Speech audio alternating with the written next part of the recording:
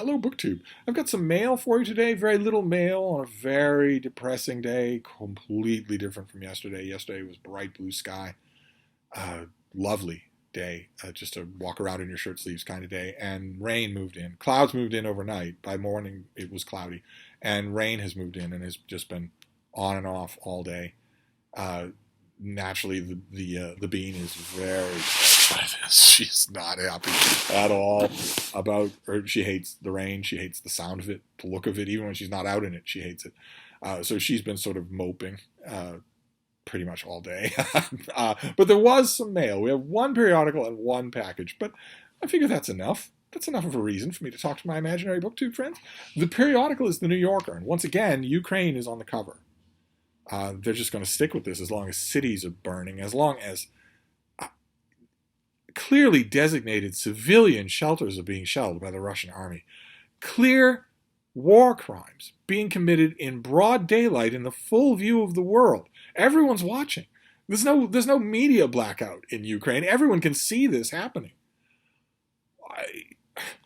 When it started, the natural question that everybody was asking about Russia's invasion of Ukraine was, what on earth is Vladimir Putin thinking? What can he possibly be thinking? The whole world is united against him. They're all going to exact crippling financial sanctions. It will ruin his country.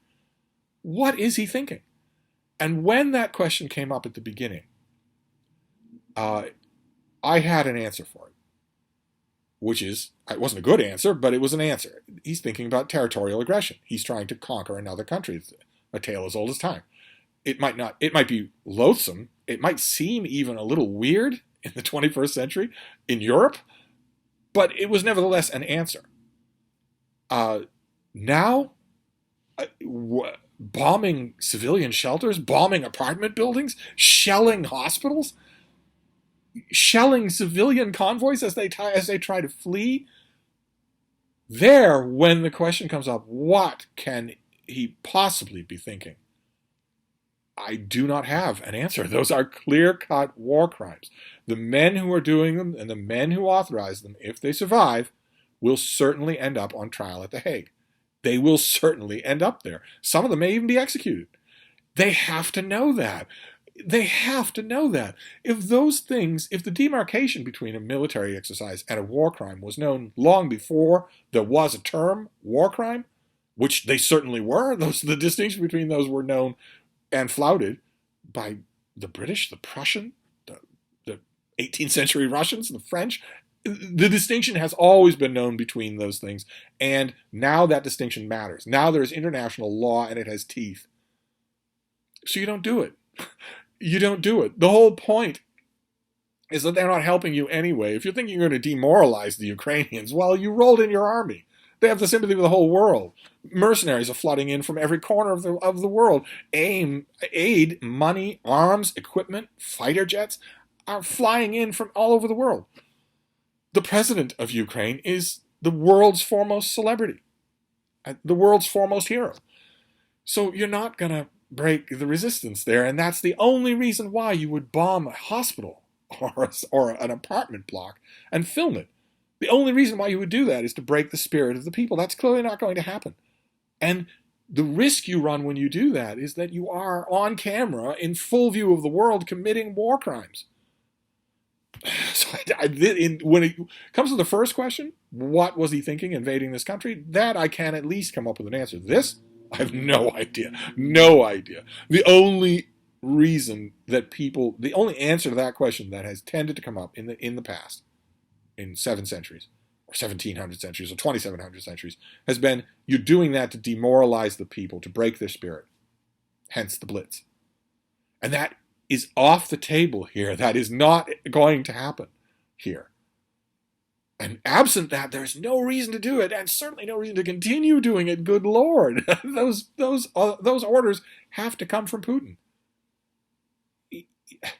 Does he really want a future in which not only is his country a financial pariah from the economic system of the entire world, but that he can't set foot outside its borders or he'll be arrested? Anyway, I guess this is the kind of yelling frustration that I think we're all feeling about this subject. It's impossible to believe that we're seeing these headlines, that we're seeing these pictures.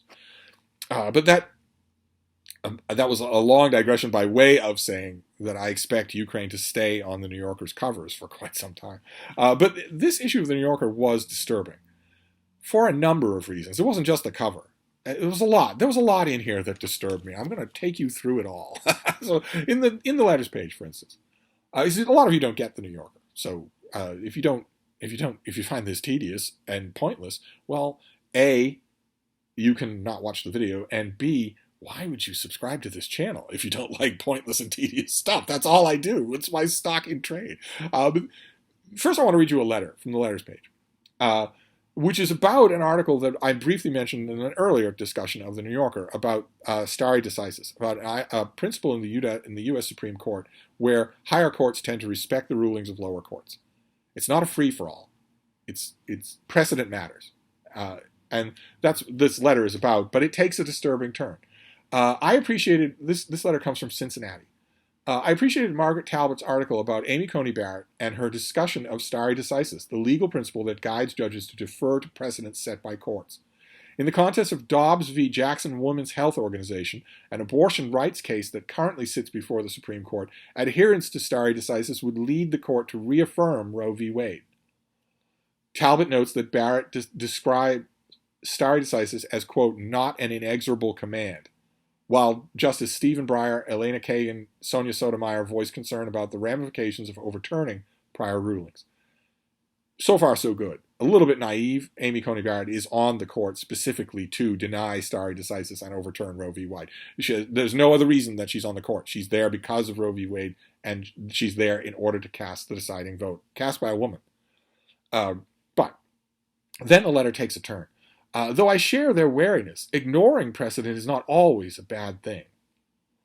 Qualified immunity, a doctrine that was established by the Supreme Court in 1967, shields public officials accused of violating constitutional rights from civil lawsuits in all but the rarest cases, and has arguably allowed perpetrators of police brutality to evade accountability. No arguably there. It has. Qualified immunity has allowed police officers to evade accountability for shooting people dead. Fortunately, you do an end run around qualified accountability when people have cell phones. But anyway, opponents of qualified immunity deride the principle as having been created by the court out of whole cloth, an argument that mirrors one often employed by critics of Roe who are dismissive of its legal basis. Passing legislation banning qualified immunity at this time would require a level of bipartisan cooperation that Congress is unlikely to summon. For those of us who wish to see qualified immunity abolished, the prospect that the court will one day disregard the precedents that created it is our greatest hope. And I agree, although you don't need a bipartisan rule to dispel qualified immunity in order to introduce accountability to the people who have sheltered under it. You don't need a bipartisan ruling to do that. We've already seen that. Those people are increasingly accountable, even without such a bipartisan agreement on the subject. And I agree with the writer from Cincinnati that, yeah, sometimes court ignoring stare decisis can have a good effect. In the case of qualified immunity, that would be such a case if the court decided there is no such thing as qualified immunity, that it is unconstitutional. It certainly is. It was a dumb ruling. But why bring it up? Why bring it up in the next paragraph of a 2-paragraph letter that starts out about Roe v. Wade? Why do that? There's no equivalence. And that seems like the writer of the letter is almost saying there is. So if the writer of the letter is watching this video, feel free to enlighten me, because I'm not quite sure what point you're making. I mean, I don't know why you're making I know what point you're making. I don't know why you're making the point you're making in the way that you're making it. Why are you conjoining these two when they aren't the same? But anyway, that was, I got to the letters page right at the beginning of the New Yorker. I got to that and thought, well, all right, that was a pretty disturbing element to start this whole thing with. But the disturbing stuff just kept coming. Like, there's an article here, even when the articles are good. The articles are really good in here. There's one by Jill Lepore, who's always great. This is called The Parent Trap, and it's about what happens when parent groups and educational groups clash. And it talks about the so-called Scopes monkey trial, where a teacher was put on trial for teaching evolution in a school. And technically, he was convicted, but the whole thing was, it was a cause célèbre. It was Clarence Darrow. It was a huge deal 100 years ago. That is viewed as a victory for rational thought, for scientific education in schools. It might have been technically a court defeat, but it was viewed as a victory. And as Jill Lepore puts it, religious fundamentalist science-denying zealots in the United States have just continued to try to get science banned in schools. They don't want it taught. They want religion taught instead. And they've been defeated every single time. Every single time that creationism, fundamentalism, smuggled in the textbooks has been brought to trial, it has lost. Usually with Republican-appointed, Republican judges who are themselves fervently religious being the ones to write the decisions, saying, no, you don't get to teach religion in a schow. You don't. It's a violation of the first clause of the First Amendment. You don't get to do that. And as Jill Lepore puts it, though it went on, the struggle went on for a long time, it's still going on. But as her article goes on, it almost sounds like, again, there's an equivalence being drawn, that this is a matter of opinion. The article talks about Scopes' sister, who lived for a long time and talked a lot about the case. Jill Lepore writes, Leela Scopes insisted that her brother's trial had never been about evolution. The issue was academic freedom. 20th century progressives defeated anti-evolution laws not by introducing pro-evolution laws, but by defending academic freedom and the freedom of expression and inquiry. This approach isn't available to 21st century progressives who have ceded the banner of free speech to conservatives. And in any case, teachers don't have much academic freedom. State school boards and school districts decide what they'll teach. Still, there are limits. Biology and history offer accounts of origins and change, and when badly taught, they risk taking on the trappings of religion and violating the First Amendment. Biology teachers have to explain evolution, but they can't teach that God does not exist. Just as public schools can't preach social justice as a gospel, a dogma that can't be disputed, and equally they can't ban it. What on earth? What on earth is going on there? What on earth is it with all of these weird false equivalencies mudding the water? And then she ends the piece by saying John Scopes died in 1970. A lot of people don't realize that, but it's not ancient history. Leela Scopes buried him in Paducah and had his headstone engraved with the words, a man of courage. Entirely true. She died in 1989 and is buried nearby under a stone that reads, a gracious and generous lady. She was 92. She always said that she thought the idea of evolution was even more beautiful than Genesis, evidence of an even more wonderful God. And then the final line of the piece, but she understood that not everyone agreed with her. I don't understand what's going on in this piece. I don't understand the current running throughout it that evolution is somehow a matter of opinion, that somehow we have to talk about people agreeing and disagreeing. It is a demonstrable fact, the most demonstrable fact in any branch of science outside of math. It is an absolutely proven, demonstrable fact. It is not a question of opinion. It's not a question of biology and history offer accounts of origins and change, and when badly taught, they risk taking on the trappings of religion. What on earth? No, they don't. What? I don't get that at all. Like with that letter about stare decisis, it seems like some sort of weird fake equivalence is being drawn, and it bugs me. And it just keeps going. I'm gonna torment you a little bit more with this. I wish I could show you some great New Yorker cartoons, but as far as I know, there aren't any in this issue. A great full-color spread of Ukrainian refugees, just having no idea where they're going to go, no idea what's going to happen to them. Heartbreaking. Actually, a lot of this issue is taken up with Ukraine, in a very, very interesting way. But here we'll skip over the fiction. We'll skip over the fiction, and we can read the poem. One of the poems is by Marie Howe. It's called The Letter, 1968. It's once again shaped like a poem, but isn't really one. Doesn't have any metrics, doesn't have any scansion or any feet or meter or anything like that. It's just prose that is, has a back brace on. that he wrote it with his hand and folded the paper and slipped it into the envelope and sealed it with his tongue and pressed it close so I might open it with my fingers. That's the first line. That ends in a period. That's not a sentence, but it ends in a period. That he brought it to the box and slipped it through the slot so it might be carried through time and weather to where I waited on the front porch step. That also ends in a period. That also is not a sentence. We knew how to wait then. It was what life was, much of it. So when the mailman came up the walk and didn't have it, he might have it the next day or the next, when it bore the mark of his hand who had written my name, so I might open it and read it again, and then again, and look at the envelope he'd sealed and press my mouth to where his mouth had been. Again, that final line, there's one, the first line of the second stanza, I guess we want to call it, is in parentheses, and it is a sentence. We knew how to wait then. It was life, much of it. But the rest that falls outside the parentheses in the second stanza is not a sentence either. And he's about snail mail, but anyway, that disturbed me on a different level than what I'm talking about. Let's move on to the next thing that disturbed Ruth Franklin, who's terrific. She's a great writer on books. She has a piece on Peter Handke, the controversial, to put it mildly, Nobel Prize winner, that starts off, the first 1,000 words of this thing are about the controversy of the Nobel Committee giving the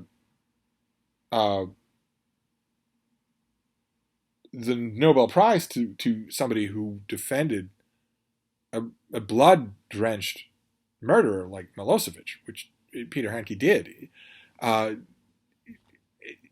Ruth Franklin writes about that for 1,000 words before she examines, I think we saw on this channel, I think it was it FSG, came out with 2 new translations of Peter Handke books from 5 years ago or whatever.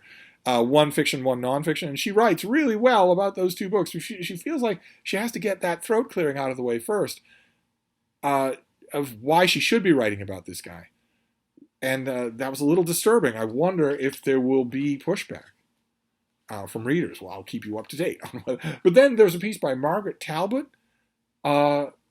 It's technically a book review of something called Let's Get Physical, How Women Discovered Exercise and Reshaped the World, which is out from Putnam. But the piece goes on disturbing tangents. In fact, the whole piece is a disturbing tangent. It's not really about the book. It's about whether or not anybody should exercise, which is really, really strange. Again, it is completely self-evident that exercise is very, very good for you. But instead we get this ridiculous SJW digression that let me read you a bit of it here. Modern fitness is shaped by neoliberal ideas of the optimizable self, by consumer capitalism, by race and class privilege, and by gender norms. In my lifetime, I've seen the image of the thin yet ripped body transformed from something desirable and maybe athletic into a powerful signifier of ambition, affluence, and self-respect. Both images are sellable, but the second is more insidious. Quote, the fitness industry has a history of exclusion, catering to middle and upper-class white people with disposable income, close quote. That's from Friedman in the book Let's Get Physical.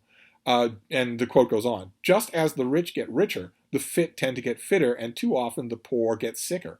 And then there's the problematic fact that exercising has, for several decades, been linked to virtue, creating stigmas against people who can't or don't want or even don't look like they work out. As Mark Greif writes in his wonderfully caustic 2004 essay Against Exercise, quote, the modern exercise regime lumps the non-exerciser with other unfortunates whom we socially discount, the slow, the elderly, the helpless, the poor. All of that is nonsense.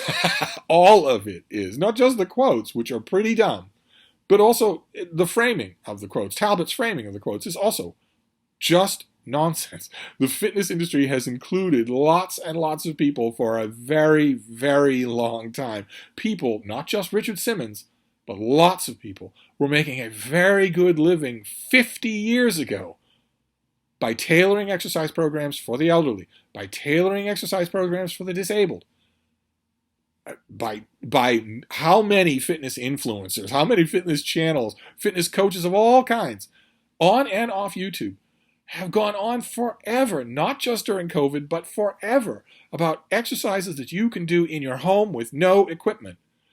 There has not been a time in decades, maybe even a century, when the fitness industry has cared about your gender identity or your economic status or your disposable income or anything like that. That is absolutely demonstrably false. That is something written by someone who has no idea what they're talking about. None. None. And I do know this subject well enough. But what is the implication? I mean, that's bad enough that those quotes are just wrong. They're just nonsense. But what's the implication? And trust me, the implication goes all throughout this piece. It's not just the part that I read you. The implication is that maybe nobody needs to exercise. That maybe maybe exercising, as we put it here in one of these invidious quotes, isn't a virtue. Of course it is. Of course it is.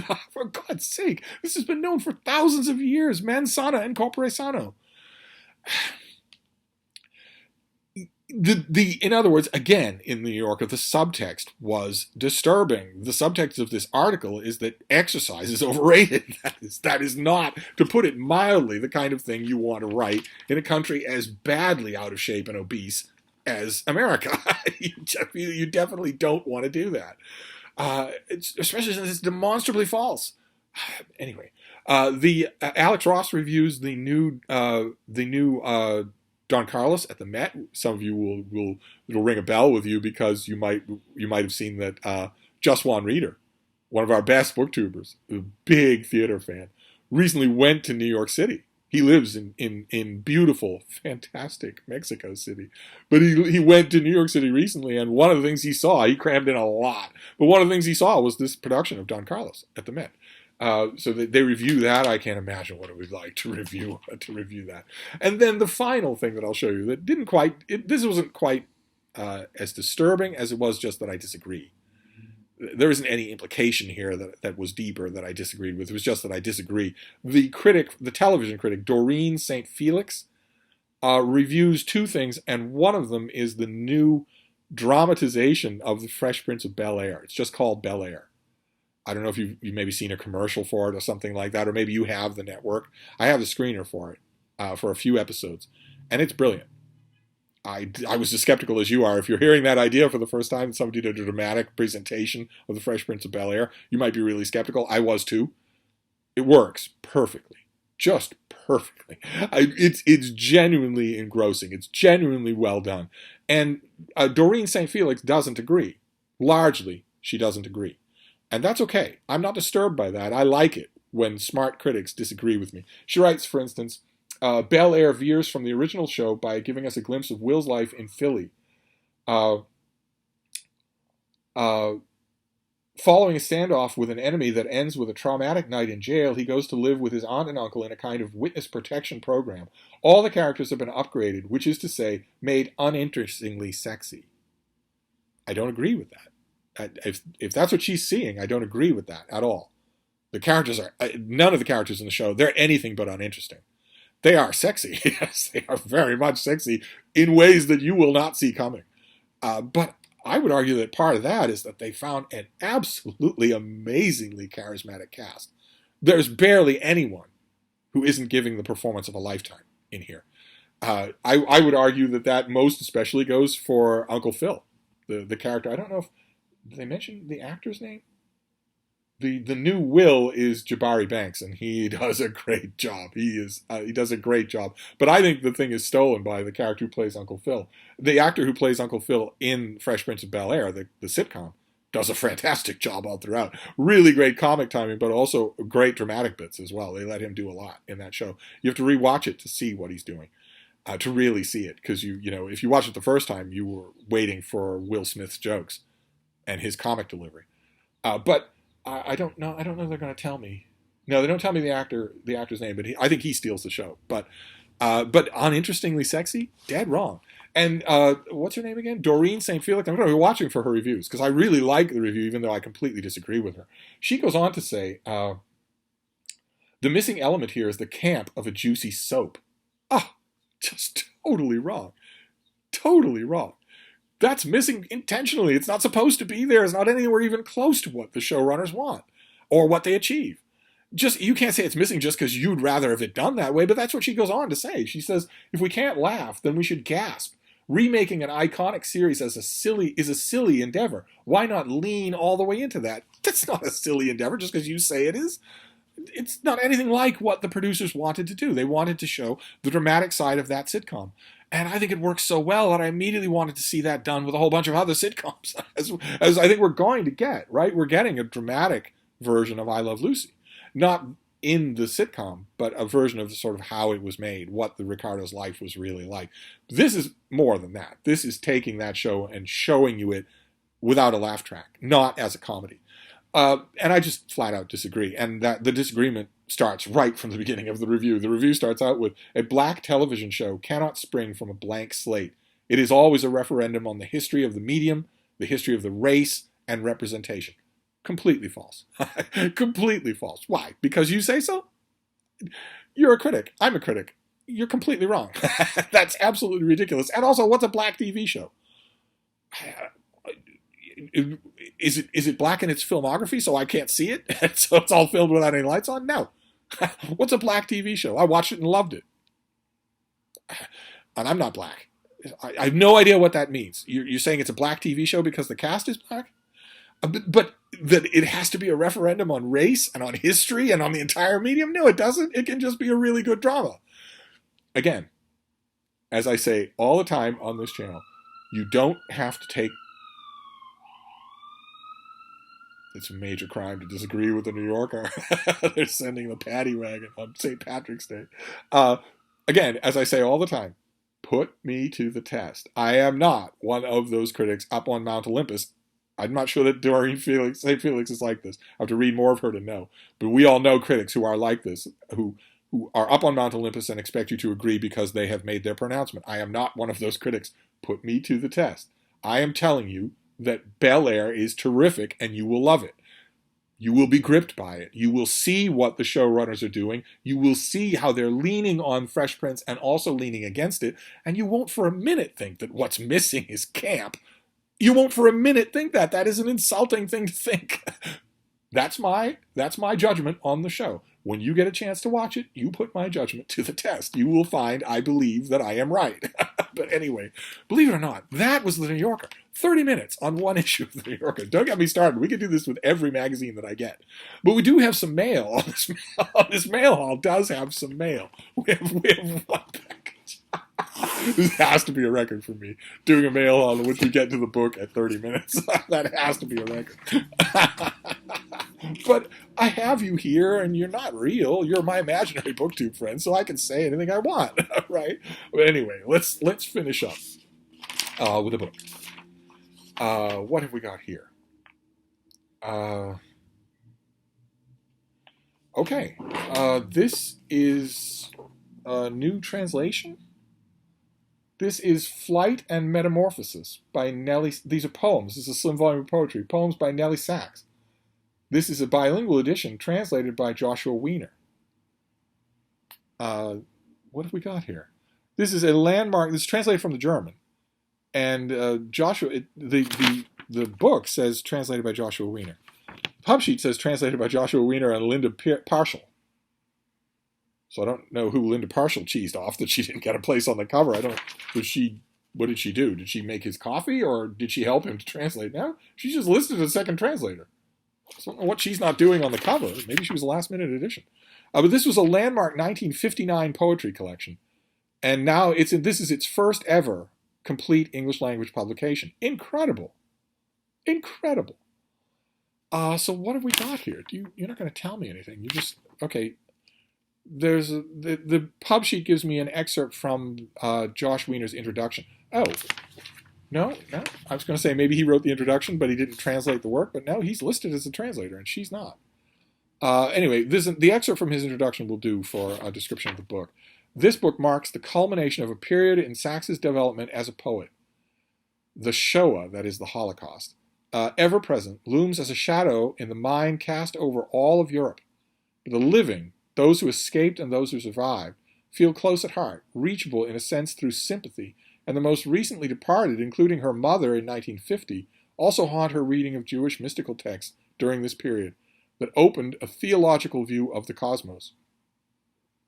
That newly framed perception of primary and ultimate matters further changed her writing and broadened the range of feelings for those everywhere caught in a ceaseless migration, a state of never-ending departure. Okay, thank you, Seymour. Thanks very much. Let's just read about Nellie Sachs instead of hearing you vapor on. She was born in 1891 and she died in 1970. And she was a dramatist and a poet. She was born into a Jewish family in Berlin. She was forced to flee Germany with her mother in 1940 and escaped to Sweden, where she worked as a translator. Her collections of poetry include In the Habitations of Death, Eclipse of the Stars, and No One Knows Where to Go.